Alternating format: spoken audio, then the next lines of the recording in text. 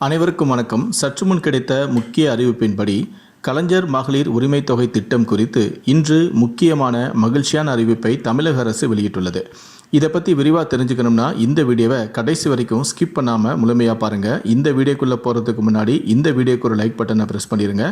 இது வரைக்கும் நீங்கள் என்னோட சேனலை சப்ஸ்கிரைப் பண்ணாமல் இருந்தீங்கன்னா மறக்காமல் சப்ஸ்கிரைப் பண்ணிக்கோங்க. கூடவே அந்த பெல் சிம்பிளையும் மறக்காமல் கிளிக் பண்ணிக்கோங்க. சரி, வாங்க இப்போது வீடியோக்குள்ளே போகலாம். கடந்த 2 மாத காலத்திற்கும் மேலாக தேர்தல் நடத்தை விதிகள் அமலில் இருந்ததால் பல்வேறு பணிகள் தடைப்பட்டிருந்தன. தேர்தல் நடத்தை விதிகள் விலக்கிக் கொள்ளப்பட்ட நிலையில் கலைஞர் மகளிர் உரிமை தொகை திட்டத்தில் கூடுதலாக 2.5 லட்சம் பேர் இணைக்கப்பட வாய்ப்புள்ளதாக தகவல்கள் வெளியாகியுள்ளது. மேலும் புதிய ரேஷன் அட்டைக்கு விண்ணப்பித்தவர்களுக்கும் விரைவிலேயே புதிய ஸ்மார்ட் கார்டுகள் வழங்கப்படவும் உள்ளன. கலைஞர் மகளிர் உரிமை தொகை திட்டத்தில் இதுவரை பணம் கிடைத்தவர்களுக்கு பணம் கிடைக்காதவர்களுக்கு பணம் வழங்க அரசு திட்டமிட்டும் உள்ளது. அதேபோல புதிய ரேஷன் அட்டை பெற்றவர்களுக்கும் புதிதாக திருமணமான பெண்களுக்கும் விண்ணப்பித்து பயன்பெறலாம் என கூறப்படுகிறது. இந்த திட்டத்தில் கடந்த ஜனவரி மாதம் கூடுதல் பயனாளிகள் சேர்க்கப்பட்டனர். அதேபோல இதுவரை விடுபட்ட பெண்களுக்கும் பணம் அனுப்பப்பட முடிவு செய்யப்பட்டுள்ளது.